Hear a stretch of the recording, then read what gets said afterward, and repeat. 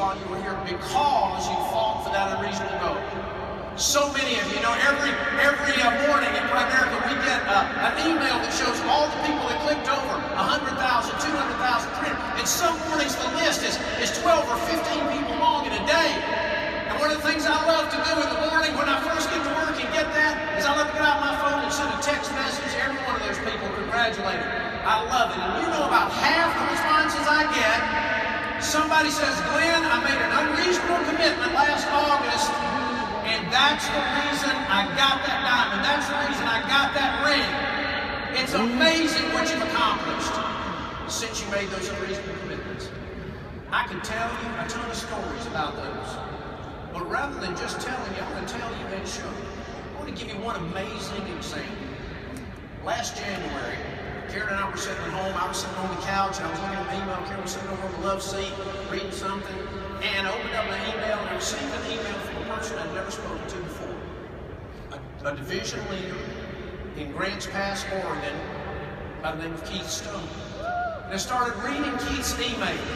And it was about, he didn't qualify for La Costa, but he had watched La Costa online, and he said he'd been so touched by it, he decided to make some unreasonable commitments for his business and his life. And I started reading that email, and it was one of the most moving things that I've ever experienced in my life. Touched me in a way that I never expected. Just the impact Primerica has on people's lives. I interrupted Karen sitting over there next to me, and I said, Karen, look, I need to read you this. Only at Primerica do we have an opportunity to participate in something like this. And I started reading the email, and Karen will tell you, I didn't even make it through the first paragraph. I got so emotional. And I said, I can't read it. I handed her my iPad. I said, here, you read it. And it was an amazing, amazing story.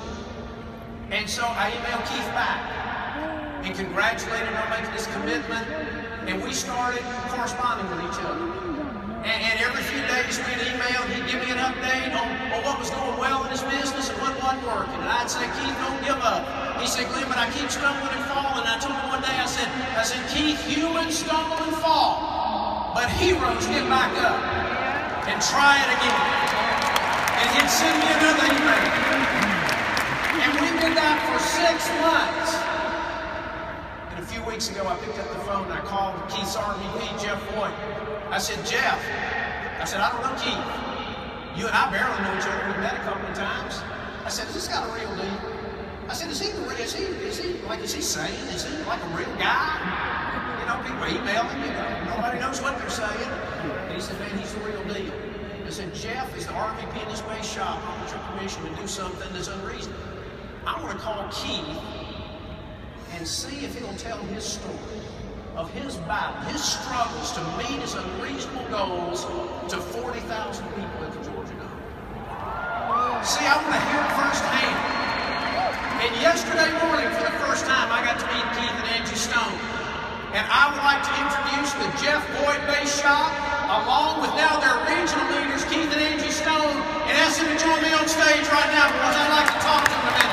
You guys come on out. Give them a hand.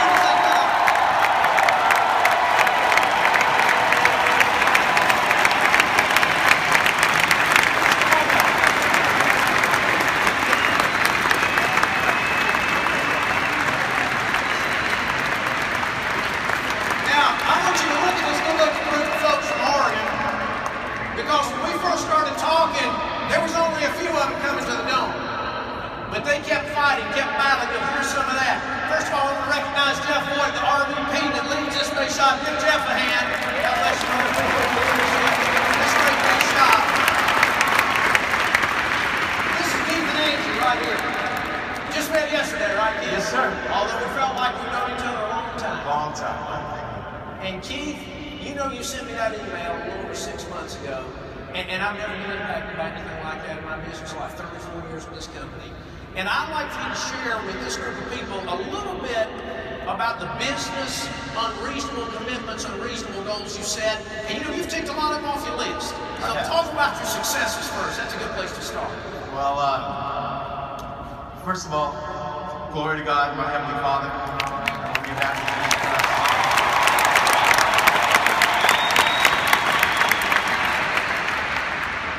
Yeah, no, like I said, I watched him speak on making reasonable goals. I said a prayer and I just penned the email. I didn't know it was going to him. I had no clue. But I wanted to be an RVP.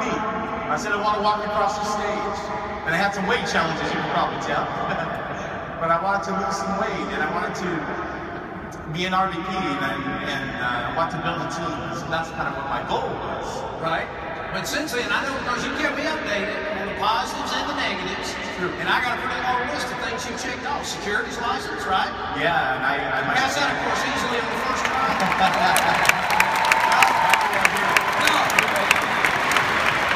I got this thing called dyslexia, and I mixed everything up.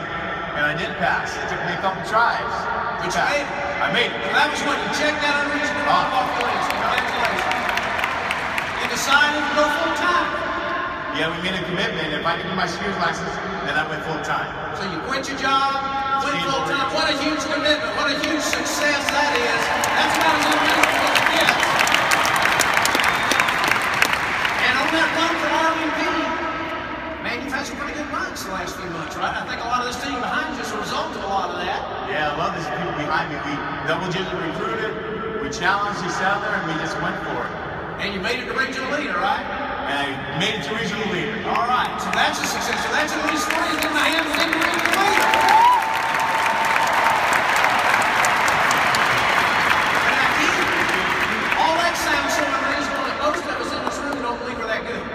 Most people believe that we can't do what others can do. So we appreciate all that success, but share some of the work in progress with us. So you said you wanted to get to RVP, but that was still work in progress, right? Yeah, it really is. And I overcame the securities and all that, but my base shop is great, but it's not big enough. Got to have a bigger base shop. We had that discussion. We sure did. So for those of us that are out there that are thinking, you know, when we leave here, there's still things that we've tried to do and we need to try them again, you've got one of those on your list of big ones. Yes, sir. Now, one thing I will tell you, if I remember that email, you said you wanted to be on the stage in Atlanta as an RVP. You're still working on the RVP, but my gosh, you're on the stage, right or wrong?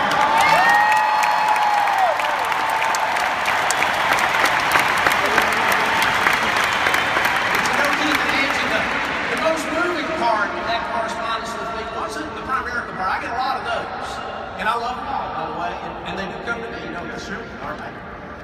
But the part that really touched me was the unreasonable commitments you made in life. And that's what I want us to focus on, that the commitments I'm talking about aren't just business commitments, they're life commitments. That's true. And I got my handkerchief with me, okay? But I think you can do it, man. Talk to us a little bit about those commitments and where you are, because you got an unbelievable story about being in the convention. Well, I appreciate that. I made a commitment to Glenn. Should I go back to that? Go all the way back to the first time. We gotta hear that. Okay. Well, at my first convention, my friend Mike got his $5 million ring. I was so excited. And I went to these workshops, and they said, we could do anything. We could do anything. But I couldn't do anything, and I couldn't believe in myself. But they said, and so I was looking at Mike and Bill Whittle looking so nice. And then I realized I could be big as them. In fact, I was the biggest in my mind, I was the biggest guy in Primerica. I was bigger than Bill Whittle and Mike Sharp combined.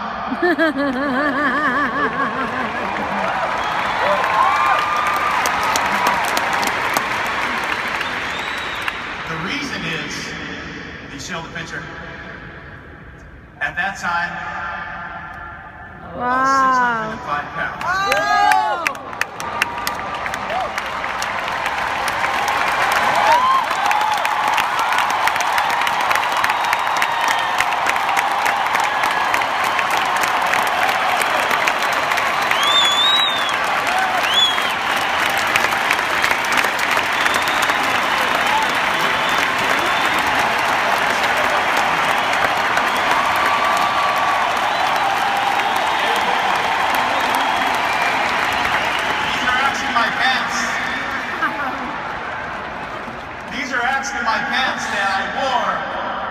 When I was in section 341 at the top.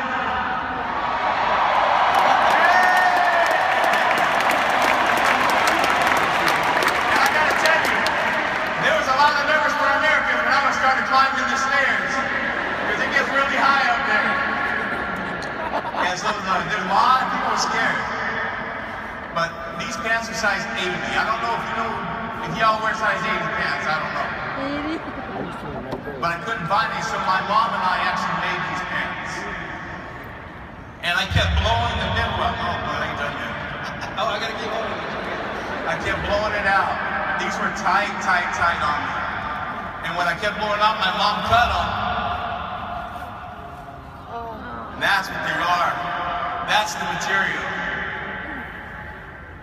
See, when you're this big, you don't fit in many places. You don't fit in at work. You don't fit in at school. You don't fit in with friends.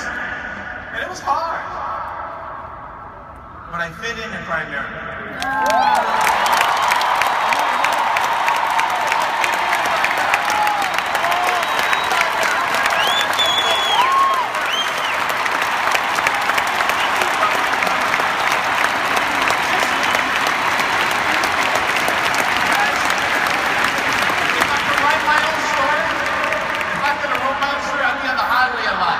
I'd be 6'6", strong, skinny. I'd be in the NFL, but I wouldn't be there too long because I'd be in the movies. I'd be so handsome.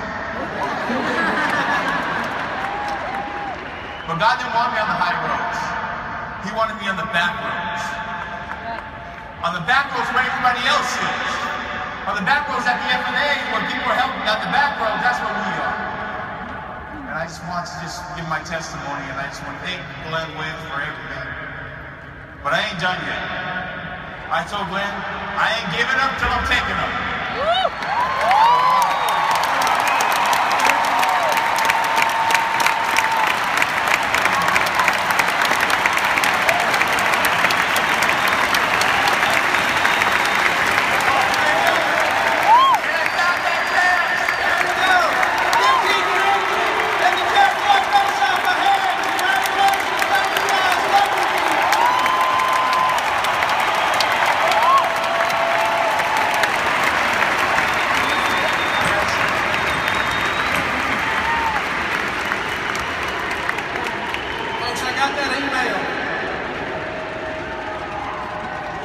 Talked about his unreasonable commitment to go from over 600 pounds down to under 300 pounds.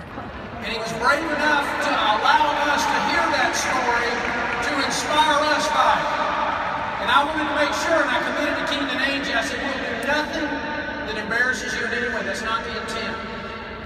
But see, Keith and Angie are just like us. This is not about business. As important as that is, it's about life.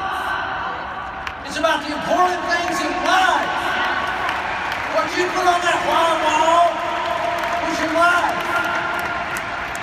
Man, they inspired me. And I said, that's an unreasonable commitment. That's one that nobody can have any excuses after seeing the fight with Keith and Angie. I said, man, that's what I want people to understand this is all about. And it's not that you check off every box. He's still fighting. Angie's still fighting. I'm still fighting. Are you still fighting? Hey, we all got our own challenges of our own kind. But we got to make an unreasonable commitment to an unreasonable goal. We got to fight. So I was thinking about, would it be possible, is it possible that in an audience of 40,000 people, there are other Keith and Angies, there are other leaders that want to get a ring, want to get a diamond, want to get an RVP, want to go full time?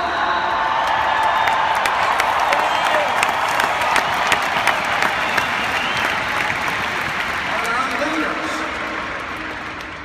that want to make life commitments?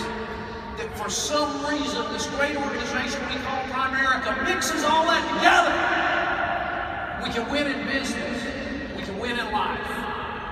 And I said, I want to do something completely unreasonable. I want to challenge 40,000 people right now. I want you to just think of at least one unreasonable commitment to an unreasonable goal that you're willing to make tonight. Just one. If you want to do more than